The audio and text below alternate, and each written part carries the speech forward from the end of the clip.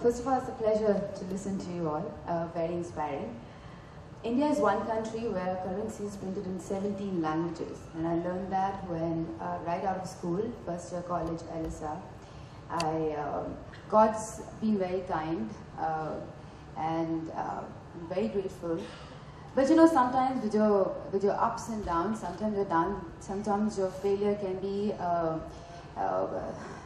it can take the life out of you.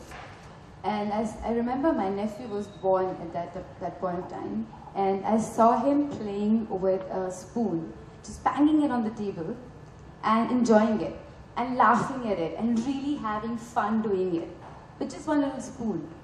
And I was like, hang on, what's wrong? Where is the inspiration that, you know, drives all of us to go for work, and sometimes we lose everything? Why? So, you know, inspiration is what drives you towards doing everything. It gives you the idea, it gives you the strength. And why after everything sometimes you lose it? Why do we lose that hope? And that reminded me of this small little incident in Delhi. It was really hot, and I was crossing the road, and I saw this white color building, went inside. I wanted a glass of water. And I was sitting there drinking my water, and it happened to be the blind school, right in front of DPS Mathura Road. And I saw these kids playing cricket, which is fairly normal in our country. But these kids were playing cricket with a ball that made sound. So I sat down, and I started watching them play. And at some point, I clapped. And I think out of excitement, I said, "Hooray!" So one kid came up to me, and he realized that someone knew, because it's a very sharp sound. So he came, he touched my face, and he's like, "You're new here." I'm like, "Yeah." And he's like, "What brings you here?" So I told him my sad story. I missed my bus, it was really hot, and I wanted a glass of water. And midway through, he just started laughing. Like, hang on, why you're laughing? I'm telling you my sad story. He was like, "You know, I'm blind, and I never miss a catch. How can you miss your bus?"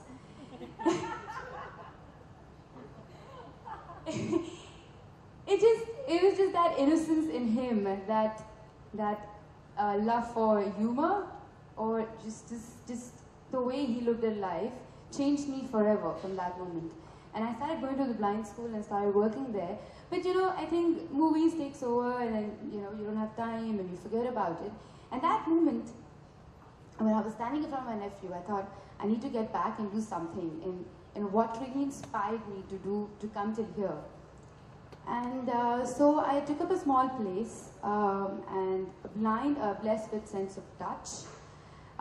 So a massage which a blind person gives has healing powers. So I thought, why not? Let's start a spa. It was scary at that point of time, because I had no clue how to do it. So me and my mom went to Bangkok, and I was shooting there. So she took a small little course. She learned how to make oils and stuff. And so we started it on our own. We designed a small little spa. We hired 6 therapists. All of them are totally blind or partially blind. When I say partially blind, they have 10% or 15% vision.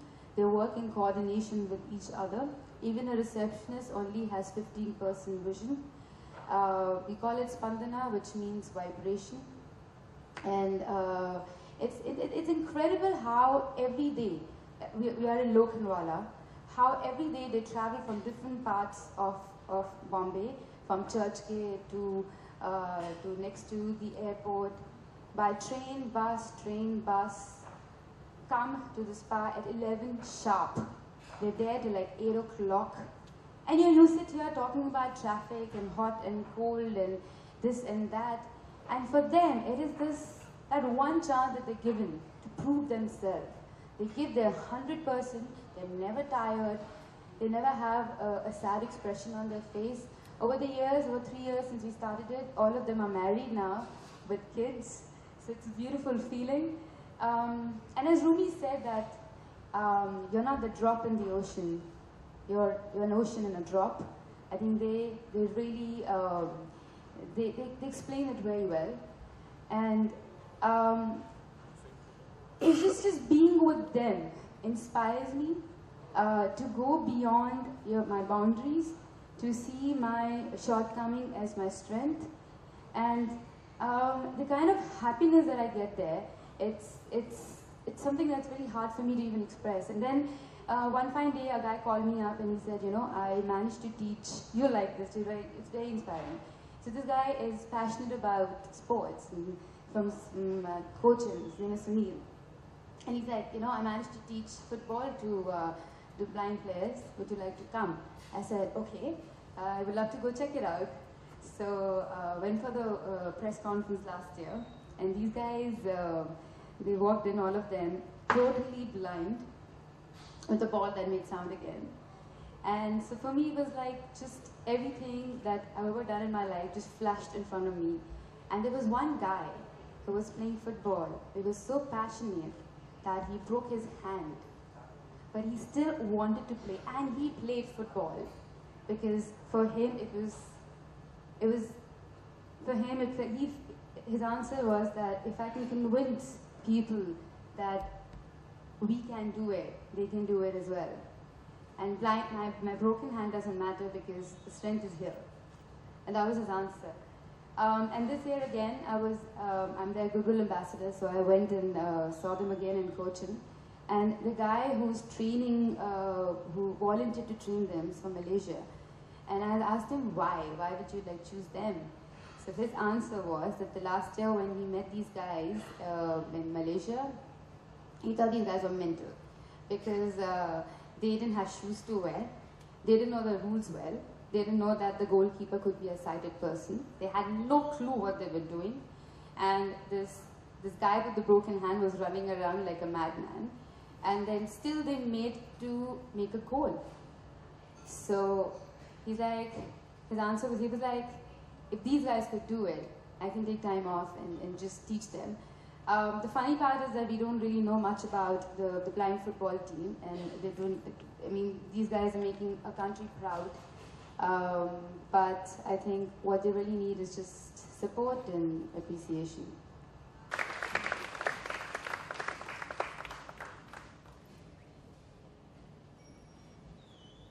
You know him as the gastronomical king behind delights such as Oris, Nido, and now Harry's Bar. His wit, his charm, his duality. India's leading holistic health guru. He's a life coach, he's a philosopher, an author, a mentor to India's top industrialists. Philosophies of Veda, Zen, Tao, and Tantra come together. A coach for events.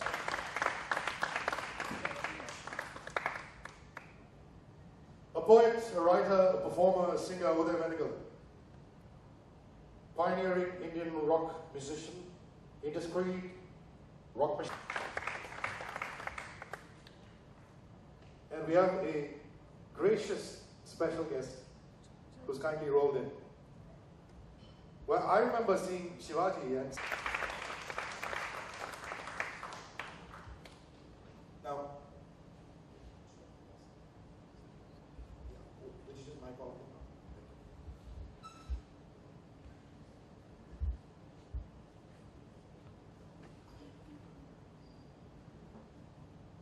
So I'm going to get out of the way now.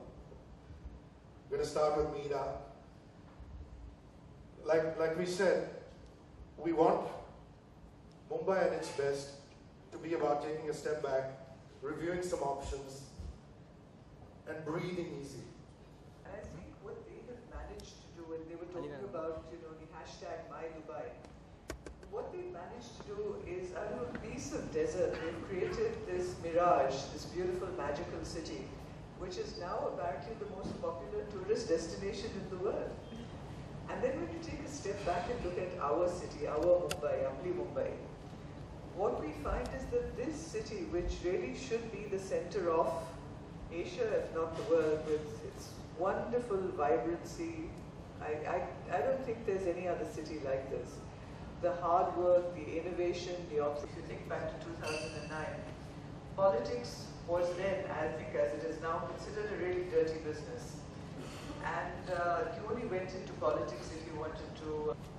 Yeah, actually at the outset I'd like to thank you and everyone here for giving me this opportunity to be with Radio 1 and distinguished people. I have to admit that all the reasons that I did theatre or films was completely and utterly selfish. I mean, nothing like Meera, who sort of gave up a job and went into something totally different. But I reflect, I mean, I'm in a reflected glory because she's my cousin, so I'm hugely proud of that. Yeah, it was, I mean, you know, at the time when I began sort of working and decided that I wanted to be an actor, it was a hugely reckless decision because nobody seemed to agree with me, certainly not at home. Everybody said that. My father was particularly worried because he thought he'd have to feed me for the rest of his life. It was a scary thought, but anyway, so I got into the theatre and I found that it was a great place to be because I was very fortunate to actually work with Mr. Padamsi and his lovely wife, Padamsi, who was really my guru. And more than anything else, they rewarded me with musicals, which for me was a huge plus in my life because that was my niche. That was the area where I was the happiest. And but there was the question all along is like, right, you know, what are you going to do when you grow up? I mean, how are you going to make a living? And I remember I was at a get-together with a friend of mine who was in Lintas advertising. We had to do day jobs. I mean, you know, you had to be working in a job and doing theatre in the evening. And one of those evenings we had a get-together, and I met the famous writer Javed Akhtar, and he, of course, was, you know, his typical self, very sort of self-effacing, and I was introduced to him as Dareeb Aap Jadoo Hain, and that's what he was called in those days, Jadoo. Now I was like, is it the same Javed Akhtar, or who is this person actually calling Jadoo? And I asked him, I said, excuse me, but क्या करते हैं मतलब आपकी तारीफ क्या है? तो इसने मैं छोटी सी फिल्में लिखता हूँ, थोड़ी सी ये लिखा है, वो लिखा है, तो I was in dangerous waters then because I knew that this guy has to be famous and has to be that judge. So I asked him foolishly again, कौन सी फिल्में लिखी हैं आप? He said, वो ये थोड़ी जंजीर लिखी थी, उन्होंने दीवार लिखी और अभी शोले लिखी है मैंने. तो I said, oh God, this is the guy. And he told me, he said, फिल्मों में काम करोगे? तो I said, पैसे मिलेंगे मुझे? So he said, yeah, फिल्मों में ही तो पैसे मिलते हैं और कहाँ मिलेंगे आपको पैसे? So I said, fine. I started working in the movies, and it was very rewarding. I got good work, but there came that period which was hugely frustrating, where really you get locked into a certain kind of role, kind of something successful for you. So people only think of you in that particular mold. And it is then when I returned to the theatre that I realized why it really was my lifeblood. And it happened, there was no plan to it. It's just that when I then got an opportunity after the movies to work in the theatre, I realized how rewarding it was and how much it meant to me. So if that in any way answers your question. That's really nice. Sorry to go about it cold. No, it was necessary. What's more satisfying? Well, I'll sum it up.